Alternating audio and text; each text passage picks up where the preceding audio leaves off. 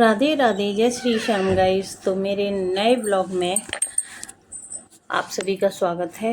ये है मेरे शादी वाले ब्लॉग का सेकंड पार्ट। तो इसमें है सुबह की गई हुई बारात शाम को आ चुकी थी और दुल्हन आ गई थी। तो दुल्हन का स्वागत कुछ इस तरह से हुआ। आप सभी देख सकते हैं कितनी आतिशबाजी हुई है और काफ़ी अच्छा लग रहा था ये नज़ारा। दुल्हन के आने पर इतनी आतिशबाजी तो बनती है और ये हमारी खुशी जाहिर करने का नया तरीका था। सभी आजकल इसी तरह से, इंडियंस में तो वैसे भी दुल्हन का जो स्वागत किया जाता है काफ़ी ज़ोरों शोरों पर किया जाता है। और सभी लोग खुश थे और तैयारी करनी शुरू कर दी थी दुल्हन के स्वागत की कि किस तरह से दुल्हन का स्वागत किया जाता है हमारे यहाँ।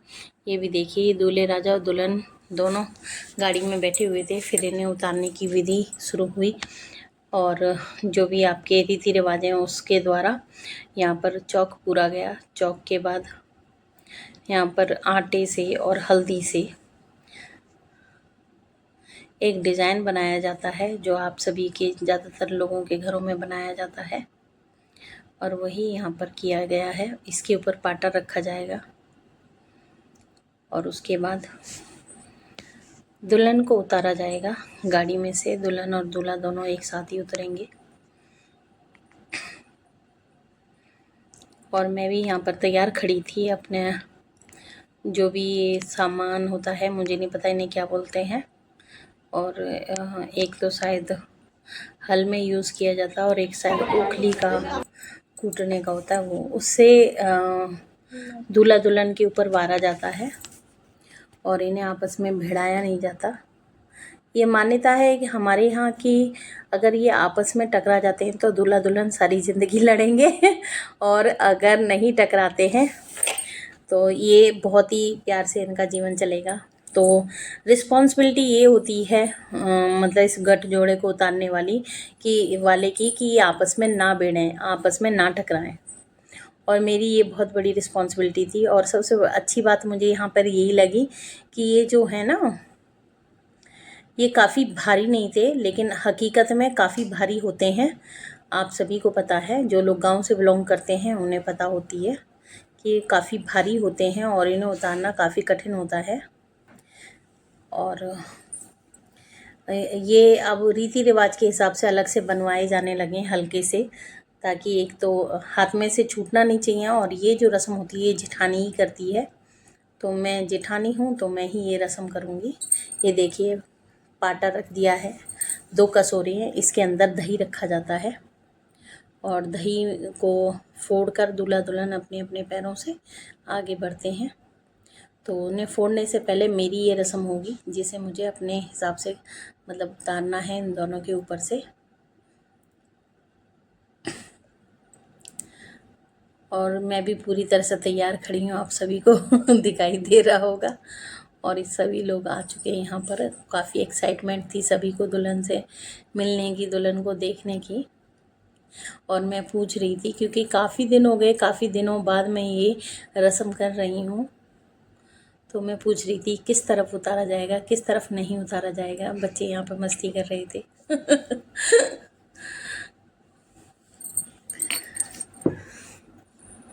दुल्हन को उतार लिया गया है, दुल्हन उतर गई है, दूल्हा साथ में उतर गया है।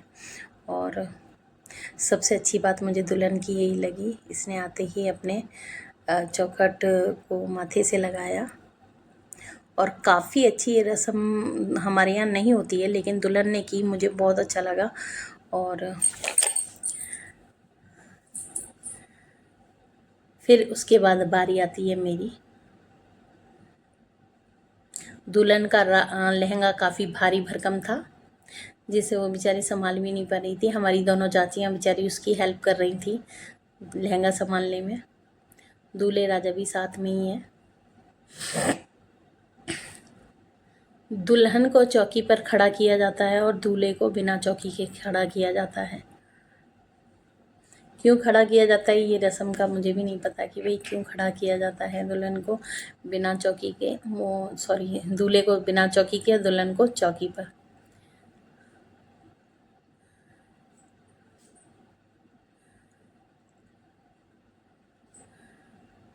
काफ़ी अच्छा लग रहा था और मैं तो काफ़ी दिनों बाद ये रस्म कर रही थी।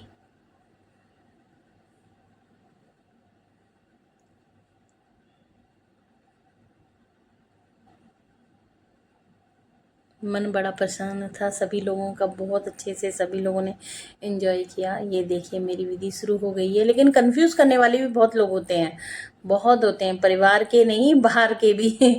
मैं उधर की तरफ कर रही थी तो एक आंटी जी बोली नहीं इधर से करो। शुद्धे का उल्टे का पता नहीं क्या था। मैंने कहा चलो रीति रिवाज जैसे भी हैं देखिए अपने हिसाब से होना चाहिए, और मेरे हिसाब से तो ऐसा होता है जिस तरह से ओम लिखने की शुरुआत होती है वहीं से सीधा लिखा जाता है, ऐसा होता है। और ये मैंने एक दुपट्टा बीच में अड़ा लिया था क्योंकि मेरी समझ में नहीं आ रहा था ये कर क्या रहे हैं, ये बोल क्या रहे हैं, और कन्फ्यूज़न क्रिएट करने वाले बहुत लोग हो जाते हैं। तो मैं भी काफ़ी कंफ्यूज थी, और लेकिन मैंने अपना रस्म शुरू कर दी थी। इन दोनों को अलग अलग ही रखा जाता है और अलग अलग ही उठाया जाता है।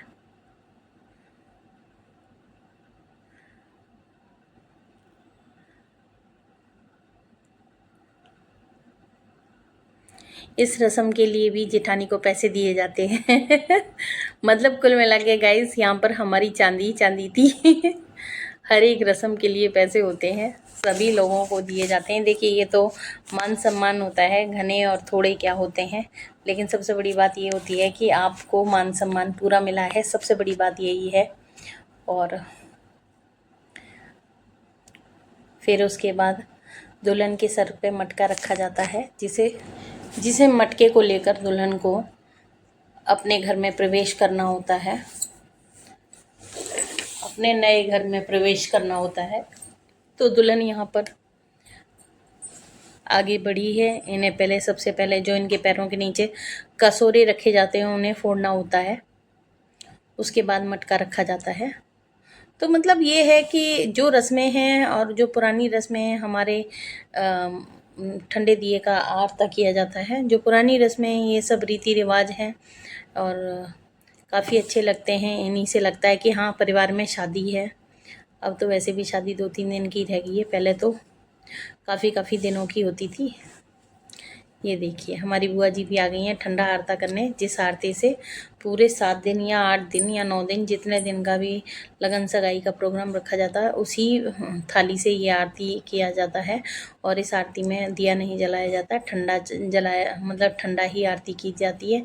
दुल्हन की भी और दूल्हे की भी, दोनों की ही आरती इससे की जाएगी।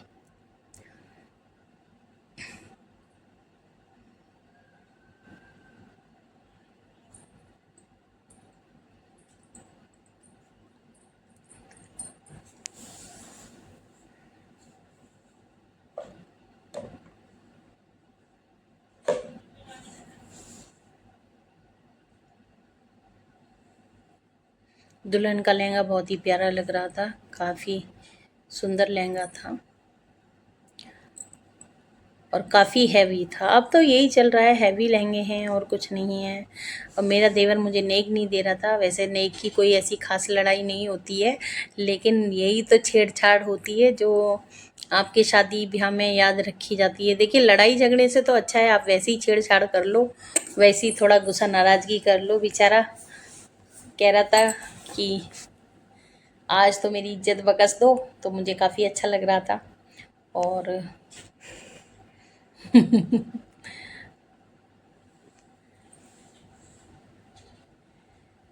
मेरी चौखट पे चल के आज। गाइस कितना अच्छा लग रहा था ये व्यूज़, ये समय बहुत अच्छा था।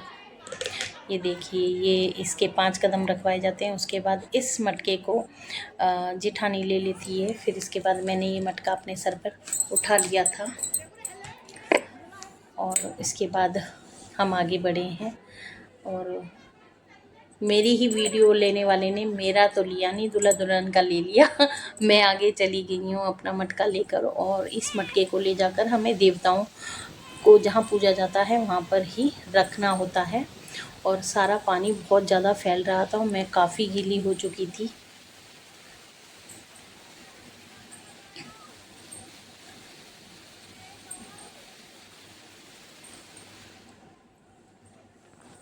आने जाने वालों का भी तांता लग गया था, भाई हाँ आ गए हैं सभी लोग। तो दुल्हन रानी अपने धीरे धीरे आगे बढ़ती हुई, जैसे जैसे वीडियोग्राफर और फ़ोटो खींचने वाले अपना इन्हें कह रहे थे, वैसे वैसे ही दोनों चल रहे थे कि भाई हाँ धीरे धीरे ही चलना है, तभी वीडियो बनेगी और तभी आपका फ़ोटो खींचेंगी। लड़कियां भी तैयार थीं दूल्हे राजा से नेक लेने के लिए, पर दूल्हे राजा बेचारे सबको आज नेक दे दे के परेशान हो गए हैं। और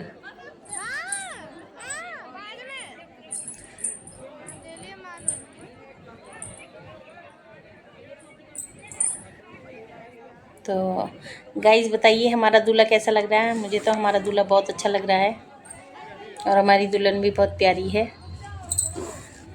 और ये दोनों की एंट्री हो चुकी है घर की तरफ।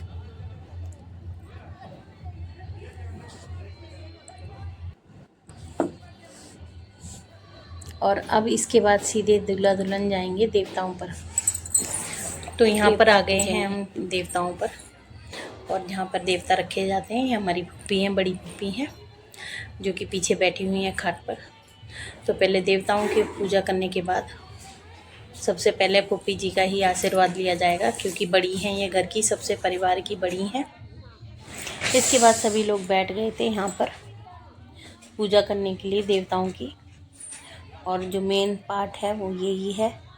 और यहीं पर हमारे देवताओं का सबसे पहले आशीर्वाद लेंगे, उसके बाद ही दुल्हन घर के परिवार के सभी बड़ों के पैर छूती है, जब सबसे पहले देवता और उसके बाद घर के सभी बड़े।